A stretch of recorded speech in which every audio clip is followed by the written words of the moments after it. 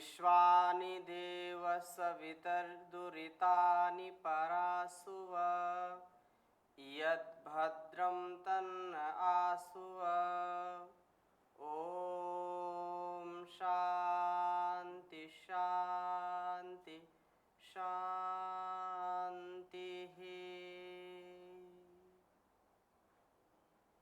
श्रद्धावान लभते जानम।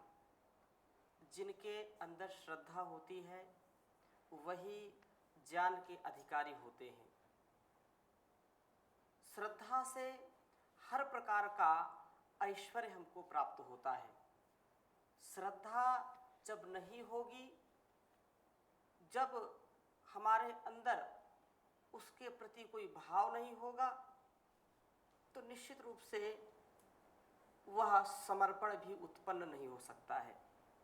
श्रद्धा और समर्पण ये दोनों एक साथ चलते हैं। इस संदर्भ में हमको परिज्ञान होना चाहिए, अच्छी प्रकार से इन दोनों तत्वों को समझना चाहिए। बिना इसके समझे यह जीवन पशुवत होता है। यह जो भाव है, हमारे अंदर के जो प्रेम के, करुणा के, भक्ति के भाव हैं, श्रद्धा और समर्पण से ही विकसित होते हैं। इसके विषय में परम पूज्य गुरु जी श्रद्धा के विषय में पिछले चर्चा में अनेक संदर्भों को हमारे समझाने के लिए रखा था। आज और इस विषय में चर्चा हम करते हैं। श्रद्धा के साथ साथ समर्पण, ये शब्द क्या है, इस समर्पण से हम किस भाव को लें, समर्पण का वास्तविक अर्थ क्या है और इसका जीवन में क्या महत्व है, ये सभी उत्तरदायित्वों को निभाते निभाते समर्पण की आवश्यकता है या नहीं है, अनेक प्रश्नों का समाधान परम पूज्य श्री गुरु जी महाराज के मुखार बिंदु से हम सुनेंगे। परम पूज्य गुरु जी के चरणों में कोटि सा नमन है, वंदन है। गुरु जी, श्रद्धा के विषय में पिछली कक्षा में आपने जो प्रबोधन दिया था, जो उपदेश दिया था, उसको समझ करके, जान करके थोड़ी सी और जिज्ञासा बढ़ी है कि श्रद्धा के साथ साथ हमारा जो समर्पण है, श्रद्धा पहले हम अच्छी प्रकार से समझ लें, श्रद्धा का क्या विशेष महत्व है इस जीवन में और इस जगत में, और उसके साथ साथ समर्पण की जो बड़ी बात कहते हैं शास्त्र और गुरुजनों से भी हम सुनते हैं, उसके संदर्भ में आप श्री मार्गदर्शन करें। जैसा कि हमने पहले भी चर्चा की, श्रद्धा जो मानने का जो तत्व है जी, मानिए हमारे व्यक्तित्व में तीन चीज़ें विशेष रूप से हैं।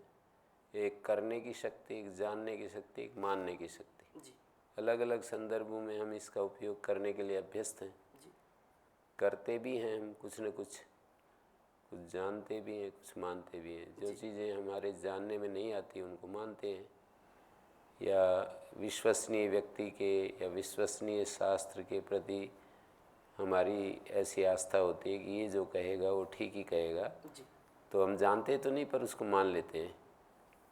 जैसे जो वैदिक परंपरा में पले हुए लोग हैं वो वेद को परम प्रमाण मानते हैं जी, और इसलिए वेद के माध्यम से जो बात उनके कानों में आती है उसको वे स्वीकार करते हैं, चाहे बेशक न जानते हों। तो श्रद्धा से हम मानने का जो हमारे भीतर एक मानने की एक व्यवस्था चल रही है, उस व्यवस्था को हम महत्व देते हैं। श्रद्धा को योग दर्शन में श्रद्धा वीर्य स्मृति समाधि प्रज्ञा पुरोकितरेषाम, श्रद्धा को ऐसा एक तत्व बताया कि जो हमें परम तक पहुंचा देता है, जी, माने उस आत्मा तक हमें पहुंचा देता है।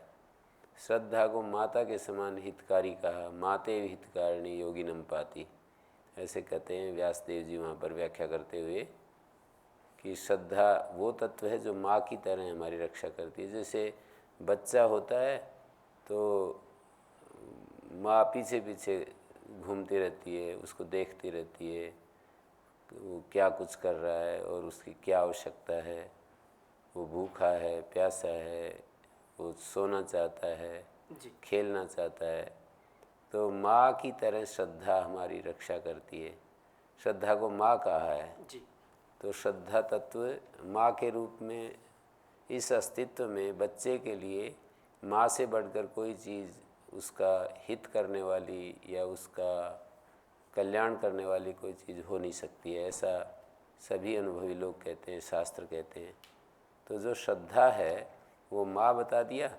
और क्या है ये, तो वहाँ पर ये शब्द लिखे हैं, चेतसा संप्रसाद, जी अभिरुचिमति चेतसा। श्रद्धा अभिरुचिमति है, मानी जिसमें हमें अच्छा लगता है, किसी के साथ जुड़ने से हमें अच्छा लगता है, और ये चित्त का निर्मलता का परिणाम या उसको चित्त की प्रसन्नता कह सकते हैं। जी हमारा चित्त बहुत ही प्रसन्न रहता है जिसके प्रति हम श्रद्धावान होते हैं। जी उसकी चर्चा सुन करके, उसकी बातें करके, जैसे आप देखिए विचार करके जी कि जिनके प्रति आपकी श्रद्धा है, या कोई भी विचार करके देख सकता है, जिनके प्रति श्रद्धा होती है तो वहाँ प्रेम भी होता है। जी श्रद्धा, प्रेम, भक्ति, ये तीनों साथ साथ रहते हैं। श्रद्धा से कहीं गुरुजी राग तो हम नहीं ले रहे हैं? नहीं, राग में और श्रद्धा में अंतर क्या होगा? जिसके प्रति राग होता है उनको भी हम सुन करके जो है, या उनको देख करके उनके साथ बैठ करके प्रसन्न हो जाते हैं। हाँ, राग में तो ऐसा होता है कि हमारे को सीधा सुख दिखाई देता है, जी पर श्रद्धा जहाँ कुछ सुख दिखाई नहीं दे रहा है, राग तो सुख के पीछे चलता है, जहाँ हमें सुख दिखाई देता है वहाँ राग होता है, जी दुख दिखाई देता है वहाँ द्वेष होता है। सुखानुशयी रागा, दुखानुशयी द्वेष। जी पर श्रद्धा में ऐसा सुख का भाव साक्षात तो दिखाई नहीं देता है कि हमें इससे ये सुख मिल रहा है, माने भौतिक सुख नहीं मिल रहा, जी आंतरिक प्रसन्नता तो मिलती है, इस तरह का बाह्य सुख मिलता है। राग में तो जैसे कि एक व्यक्ति बच्चे के प्रति माँ का राग होता है, माने चित्त मोह के कारण से एक ऐसी स्थिति होती है कि उसकी उपस्थिति से उसको बहुत ही अच्छा लगता है। जी तो श्रद्धा तत्व जो है उसमें हमारे को क्योंकि हमने उसकी उपस्थिति से हमारे को, या उसके प्रति सोचने से, उसके प्रति विचार करने से हमारा मन अंदर से एकदम प्रफुल्लित हो जाता है।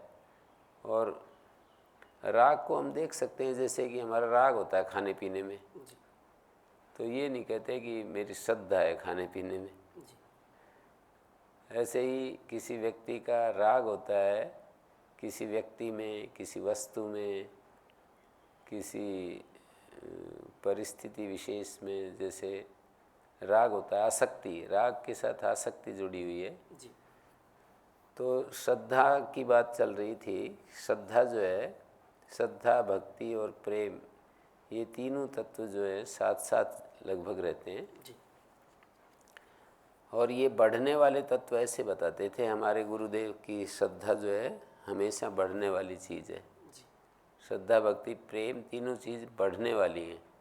यदि कोई कहता है कि पहले मेरी श्रद्धा थी पर अब मेरी श्रद्धा नहीं उसके प्रति, तो इसका मतलब है पहले भी नहीं थी, कुछ और ही था, जी कुछ और ही था, और वो उसने उसको श्रद्धा समझ लिया था। जी जी मानी कोई ऐसी अपेक्षा थी, कोई ये मेरे लिए ये करेंगे, और ऐसे ऐसे। श्रद्धा कभी भी कम नहीं हो सकती, ऐसे हमारे गुरुजी कहते थे। जी तो जिनके प्रति श्रद्धा होती है, जिस शास्त्र के प्रति, जिन गुरुजनों के प्रति, जिस क्रिया विशेष के प्रति, कि मुझे जैसे किसी ने बता दिया कि ये शास्त्र जो है ना परम कल्याणकारी है, जी तो परम कल्याणकारी शास्त्र है, तो अब मेरी उसमें अश्रद्धा नहीं हो सकती। यदि मेरी श्रद्धा हो गई तो, जी श्रद्धा तत्व एक बार जन्म हो गया तो वो बढ़ता चला जाता है। एक बार वो उसने प्रस्फुटित होना शुरू कर दिया तो फिर वो बढ़ता चला जाएगा। परंतु गुरुजी इसमें ऐसा भी हो सकता है कि जिस व्यक्ति ने हमको बताया कि ये अमुक शास्त्र बहुत ही कल्याणकारी है, बहुत ही अच्छा है, उसने अपनी दृष्टि से उसका महिमा मंडन किया और हमने फिर उसको अध्ययन किया, उसको पढ़ा हमारी दृष्टि में वो जो उसने महिमा मंडन किया था वो उस खरी कसौटी में उतरा नहीं। तो उस समय तो श्रद्धा आ गई, उनकी बातों पर हमको विश्वास हुआ, और फिर कालांतर में जब उसको पढ़ा, हमने अध्ययन किया, तो ऐसी कुछ बातें समझ में नहीं आई, वो तो हमको पहले से पता थी, तो फिर ज़्यादा उसका महत्व तो नहीं रह जाता। नहीं, वो उसको समझ में न आना एक अलग बात है, फिर वो उसको लगा रहता है ना, ऐसा लगा रहता है वो, और उसका मन में ऐसे नहीं आता है कि कुछ नहीं इसमें जी क्योंकि वो कहता है कि जब ये जिस व्यक्ति ने बताया उसको यदि वो प्रामाणिक मानता है जी तो उसके उस प्रमाण को सामने रख करके वो ये देखता है कि इसमें है ज़रूर, ये हमारे हो सकता है कि ये हमारे समझ में ना आ रहा हो, या ये हम इसको पकड़ ना पा रहे हों। हमें निरंतर इसके लिए प्रयत्न करना चाहिए, और प्रयास करते करते करते करते चीज़ें हमारे को स्पष्ट हो जाएंगी। जी अभी नहीं हो रही ये बात हो सकता है।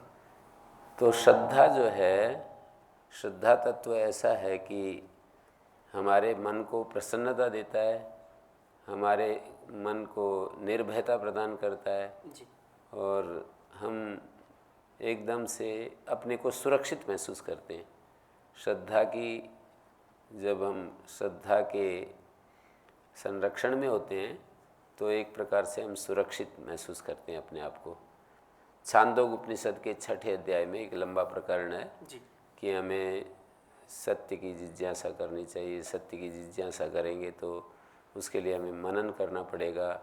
मनन तब होगा जब हमारी उसमें निष्ठा होगी, निष्ठा तब होगी जब श्रद्धा होगी, जी श्रद्धा तब होती है जब हमारा कृति होती है, कृति तब होती है जब हमें सुख मिलता है। ऐसे एक लंबा प्रकरण है। जहाँ सुख देखते हैं, हमारी बुद्धि जहाँ सुख देखती है जी कि ये चीज़ सुखदायक है, सुख स्वरूप है, ये चीज़ हमारे लिए बहुत ही आनंददायक है, तो वहाँ हम करते हैं, उस विषय में हम लगते हैं, उस विषय में हम अपने मन को लगाते हैं, वहाँ हमारी श्रद्धा भी हो जाती है। जैसे मैंने सुना था किसी से कि ये हमारे ब्रह्मचारी ये कहते हैं, झज्जर गुरुकुल के आचार्य बोल रहे थे कि पहले तो मेरी संध्या उपासना आदि में श्रद्धा थी, अब श्रद्धा नहीं। तो वो ऐसे समझा रहे थे कि वो इसलिए नहीं कि तुमने उस काम को करना छोड़ दिया, करने से हमारी श्रद्धा रहती है। जी किसी काम को यदि हम करते रहते हैं, थोड़ा अंदर से आंतरिक विश्वास के साथ करते हैं, जी तो उसमें श्रद्धा बनी रहती है। यदि उसको छोड़ देते हैं तो फिर उदासीन हो जाते हैं, वो भाव ही चला जाता है। जी तो ये भी एक बात है शास्त्र ने जो कही है कि हमारा करना तब बनता है जब हमें सुख मिलता है, जी और करना यदि है तो श्रद्धा भी बनी रहती है। श्रद्धा होती है तो निष्ठा भी होती है, यानी निष्ठा का मतलब निश्चय पूर्वक स्थिति। श्रद्धा एक भाव है, पहले श्रद्धा आएगी फिर निष्ठा आएगी, उसमें स्थिरता पूर्वक ठहराव। जी और जब निष्ठा होती है तो मनन भी हो जाता है। जी मनन होता है तो उसमें हमारे को विज्ञान भी मिलता है, उसमें विशेष ज्ञान भी प्राप्त होता है। जी जी कुछ लोग जो हमारी दृष्टि से लगता है कि इनको तो इतना ज्ञान नहीं, इस सत्य का, तथ्य का बोध नहीं है, तो धर्म के नाम पर या भक्ति के नाम पर वो अंध भक्त बन जाते हैं या अंधी श्रद्धा हो जाती है, तो उसको हम क्या कहें फिर? श्री अरविंद का एक वाक्य है जी गुरु जी। इस विषय में, तो ज्ञान और श्रद्धा को सामने रखकर परिभाषा देते हैं जी कि श्रद्धा तो अंधी होती है। श्रद्धा में कुछ बात ऐसी है कि जहाँ जानने की बात आ गई तो वो तो ज्ञान के क्षेत्र में चली जाएगी। जी जिस चीज़ को हमने जान लिया जी वो तो ज्ञान के क्षेत्र में चली जाएगी। ज्ञान का भी एक वर्ग है ना, तो ज्ञान के वर्ग में चली जाएगी। श्रद्धा तो अंधी होती है। अंधी का मतलब है कि उसको मानना होता है। कहने वाला कौन है या सुनाने वाला कौन है, ये बात तो ठीक है। हमने यदि शास्त्र को, प्रामाणिक वचन को सुना है किसी महान पुरुष को, जैसे अरविंद जैसे व्यक्ति का ही एक शास्त्र है और उन्हें कुछ बात बताई, वो बताते हैं कि बहुत सारी चीज़ें बताते हैं। तो वे जब ये कहते हैं कि श्रद्धा हमारे जीवन का सब कुछ कर सकती है, तो उनके द्वारा कही गई जो बात है वो अंधा होकर के कोई मानेगा तभी तो वो आगे बढ़ेगा। अंधा होकर के मानने का मतलब है कि उसमें कुछ तर्क वितर्क ना करना। जी। वेद ने कोई बात कही है, उसमें तर्क वितर्क यदि करने लगे तो हम उसमें अपना वो प्रयोग कर रहे हैं, अपनी आँखों का प्रयोग कर रहे हैं। तो एक बड़ा एक शास्त्र है और हमारे पास छोटी सी आँख है, उस आँख से कैसे परीक्षण करेंगे। परंतु आज का जो वर्तमान काल है गुरुजी, इसमें आधुनिक काल में तो बिना प्रमाण के, बिना वैज्ञानिक तथ्य सत्य के, उसमें सहज स्वीकार्यता होती नहीं है। तो ये प्रमाण होता है ना, कितना बड़ा प्रमाण, वेद से बढ़कर क्या प्रमाण होगा, या किसी महान पुरुष जिसको, ठीक है, वो जिसको वो महान नहीं लगता वो तो कैसे मानेगा। जी। जैसे कोई एक एक व्यक्ति किसी के लिए महान होता है, किसी के लिए नहीं होता है। तो मूल में गुरुजी बात यह है कि अनुकरणीय है, या जो हमको लगता है कि बहुत विद्वान है, ये आचार्यत्व इनके अंदर है, उस श्रेष्ठ व्यक्ति के व्यक्तित्व को देख करके हम उनकी बातों पर चलते हैं, चलें, तब ठीक है। नहीं तो हम किसी की बात पर हम कोई भी कुछ बोल दे, हम उस पर श्रद्धा रखेंगे तो धोखा खाएंगे। हाँ वो तो ठीक ही है जी। यानी हम जिसके अनुशासन में हैं या जिसको हमने स्वीकार किया, जी। अब उसकी कोई बात है तो उसको मानना ही होता है। जी। और यदि मानते हैं तो श्रद्धा अंधी श्रद्धा है, जी। क्योंकि अभी उसके बारे में हमें कुछ पता है नहीं। जी। शास्त्र कहता है कि सृष्टि के मूल में सच्चिदानंद है। शास्त्र की एक बात है जी। कि ये जो विश्व जो हमारे सामने संसार है, इसके मूल में सच्चित आनंद है। तो अभी इसको कैसे जानेंगे। शास्त्र ने तो कह दिया कि सच्चित आनंद इसके मूल में है। जी। ये तो मानने का ही विषय है। जो हमारी इंद्रियों के परे हैं, जो तत्व हमारी बुद्धि और इंद्रियों की पहुंच से बाहर हैं, जी। उनको केवल मानना होता है, केवल स्वीकार करना होता है, उसी का नाम श्रद्धा है। तो श्रद्धा जो तत्व है उस क्षेत्र का विषय है, उस क्षेत्र में ये काम आता है जहाँ हमारी बुद्धि काम नहीं कर पाती, जो हमारी बुद्धि नहीं जान पाती जिन विषयों को, और किसी प्रामाणिक व्यक्ति के द्वारा कही जाती है, या प्रामाणिक शास्त्र के द्वारा, प्रामाणिक आचार्य या प्रामाणिक शास्त्र, उनके द्वारा जो कही जाती है उसको मानने की बात कहते हैं। वैज्ञानिक लोग भी कोई बात कहते हैं तो उनके जो फॉलोअर्स हैं वो एक बार तो स्वीकार करते ही हैं ना, तभी उसका स्वयं परीक्षण करते हैं, फिर आगे जाते हैं। यदि वो न माने तो वहाँ परीक्षण क्यों करेंगे, वो तो उसको कूड़े में फेंक देंगे। जी। माने एक क्षण के लिए वो माना ना उन्होंने कि ये कह रहे हैं तो चलो इसको देखते हैं, तो ऐसे स्वीकार किया और फिर उसके आगे उसको अपना ज्ञान का विषय बनाया।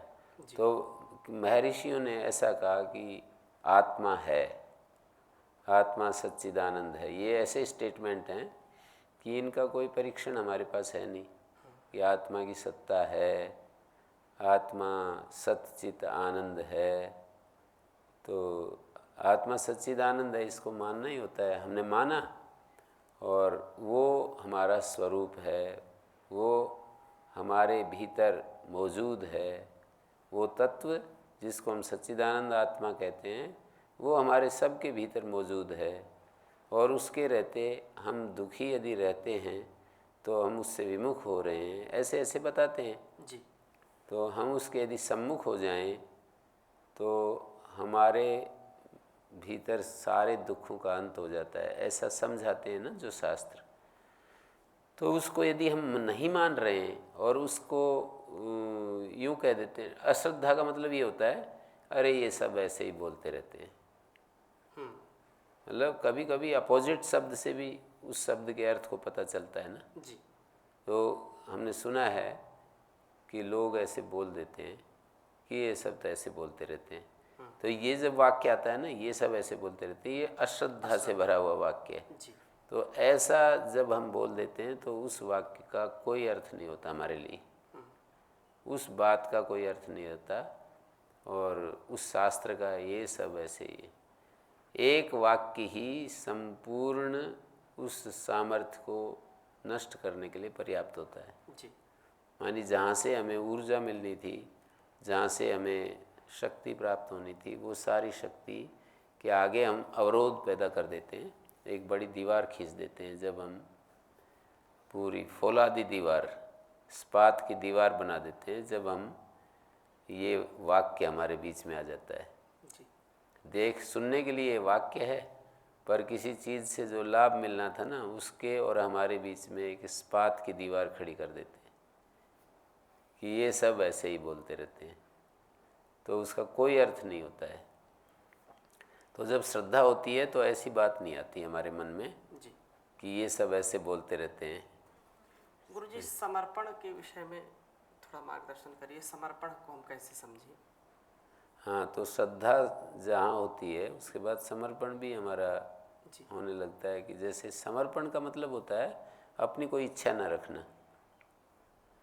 यदि हमारी कोई इच्छा है तो समर्पण नहीं है, हम अपनी इच्छा को साधन, इच्छा पूर्ति का साधन बना रहे हैं जिस व्यक्ति के प्रति समर्पण करते हैं। जी।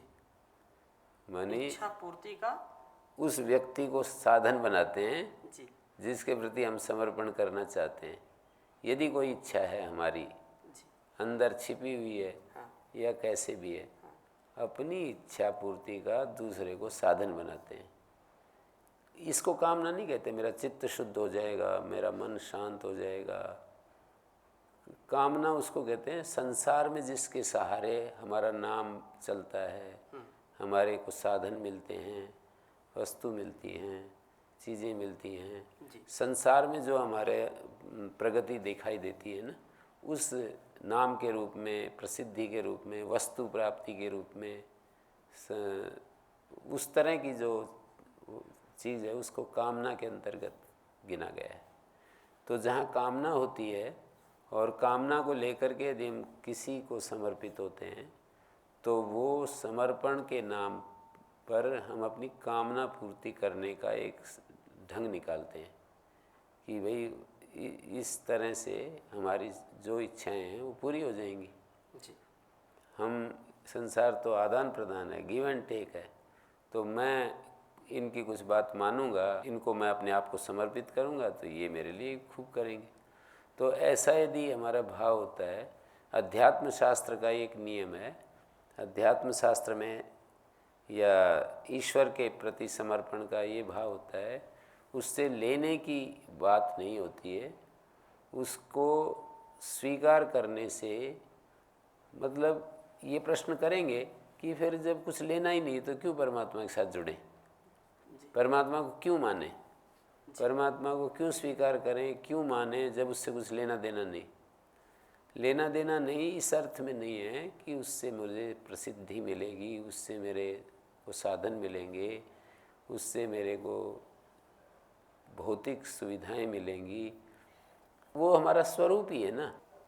अपने स्वरूप को हम पहचानते हैं, अपने स्वरूप को मानते हैं, इसलिए मानते हैं कि उससे केवल मात्र जो मेरे मन की चंचलता है जिसके कारण से दुख आते हैं वो हट जाएंगे।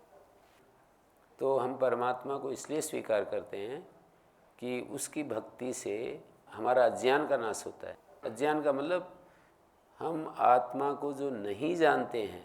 अज्ञान का एक ही अर्थ होता है कहीं भी, लोक में भी।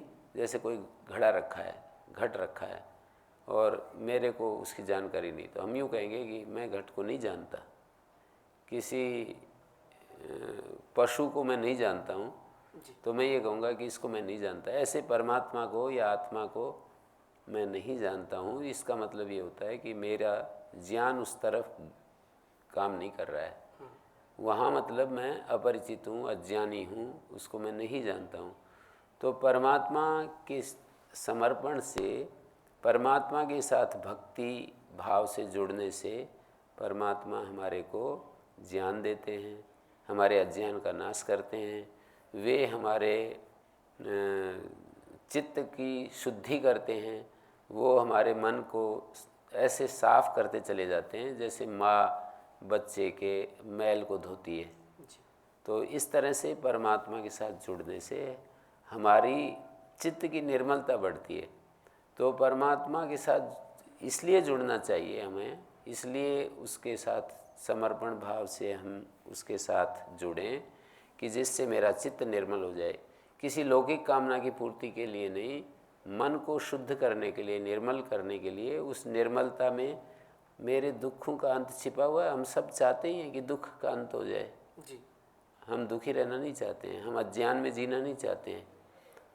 हाँ, दुखों का अंत हो जाएगा, मेरा अज्ञान का नाश हो जाएगा तो मैं एक बड़ा आदमी कहलाऊंगा और इससे मुझे संसार में खूब मेरी प्रसिद्धि होगी, कीर्ति होगी।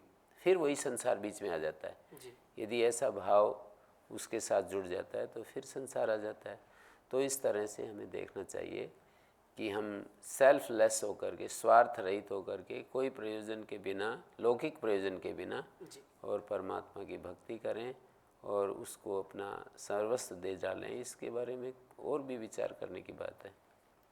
तो परम पूज्य श्री गुरु जी महाराज से हमको इस विषय में मार्गदर्शन मिला कि हम जब ईश्वर के प्रति भक्ति करते हैं और श्रद्धापूर्वक करते हैं तो समर्पण स्वभावतः बढ़ जाता है, और समर्पण बढ़ने से हमारे अंदर जो आनंद, जो शांति, जो आत्मोन्नति का भाव जागृत होता है, जिससे हमारा जीवन पूर्ण दिव्यता को प्राप्त हो जाता है। इस संदर्भ में हम अगले संवाद में भी चर्चा करेंगे गुरु जी से।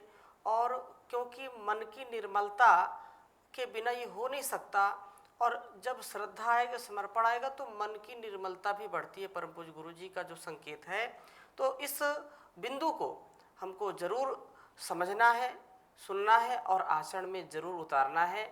इसी चर्चा को अगली कक्षा में रखेंगे। आज के संवाद को यहीं पर विराम देते हैं। ओम शांति शांति शांति। ओम श्री गुरुभ्यो नमः।